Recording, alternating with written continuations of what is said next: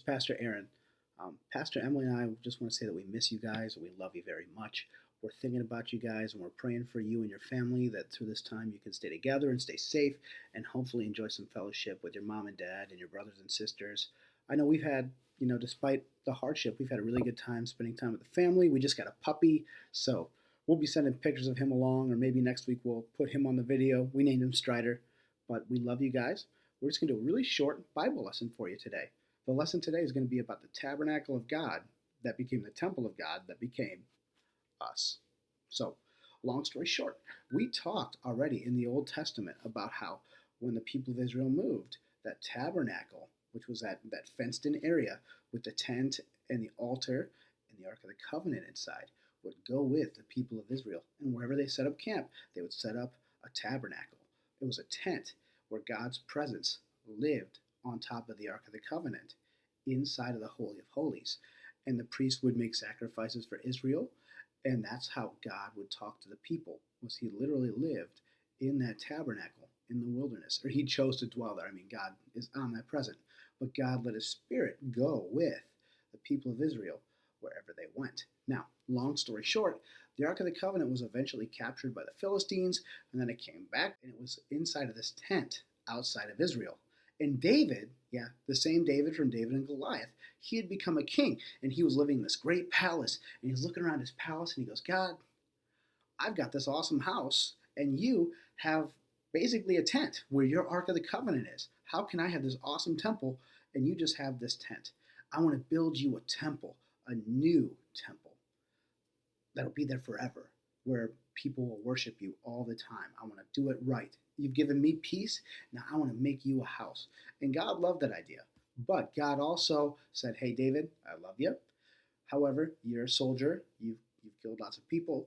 So I want somebody to build this temple who hasn't killed. So I'm going to let your son build a temple.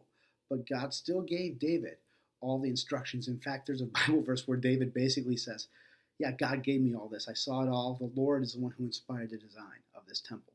And then when Solomon, his son, became king, David said, here you go, son. Here's all the tools that God gave me. Here's the plan. Here you go. And Solomon's like, thank you very much, Dad. And so they built an awesome temple. And Solomon, and you guys know enough about Solomon, that he was a great king. He was wise. At the end, he kind of failed, but he still served the Lord. He built this temple that his dad wanted him to build for God. And so God got this awesome tabernacle, and he got to live there, and it was a permanent place. And the Spirit of the Lord, once again, just like in the wilderness, would come down and live and dwell among those people. And the cloud would be so heavy of the Lord being there that they couldn't even have normal service or do their normal duties at this temple because the Spirit of the Lord was so thick. Now, it's really cool. What happened to that temple? Why don't we go there today? I don't remember the Ark of the Covenant being at our church. Well, I guess at our church there is that fake Ark of the Covenant in the back that we use, but the real Ark of the Covenant is gone off the earth, and we don't have a temple. So if God lived in that temple, well, where is he now? Well, here's a really cool thing.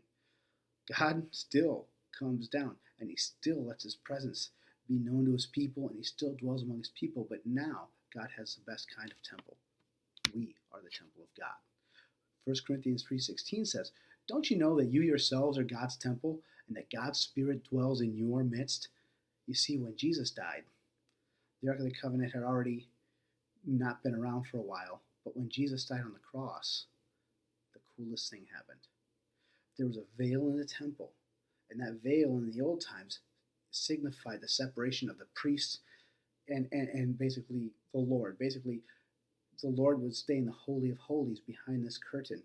And the priest would go in once a year, and they would make an offering for sin. But other than that, God was separate from everybody because he was so holy that if you walked in there, you'd be killed. And what happened when Jesus died is literally that temple curtain tore whoosh, all the way. And what that signified is that God was doing a new thing. Now there is no veil between us and God. There is no separation. And God has chosen to dwell inside of us, inside of our hearts. So when you get with the Lord, remember that in 1 Corinthians 3:16 it says that we are God's temple. His Spirit dwells in our midst. So if you want to spend time with the Lord like the ancient Israelites did, all you have to do is get yourself centered, think about the Lord, start speaking to him, and he will hear you because he lives inside of you. And you'll be able to feel his presence. And the more you practice it, the better you get at it. So that's your homework this week, is to get alone with God. When you're reading your Bible, close your eyes, say to yourself, I am God's temple. God's Spirit dwells with me. And then I just want you to try to meditate on that. And I guarantee you, you'll feel God's presence. You might hear him speak. You might get a Bible verse. God might give you somebody to pray for.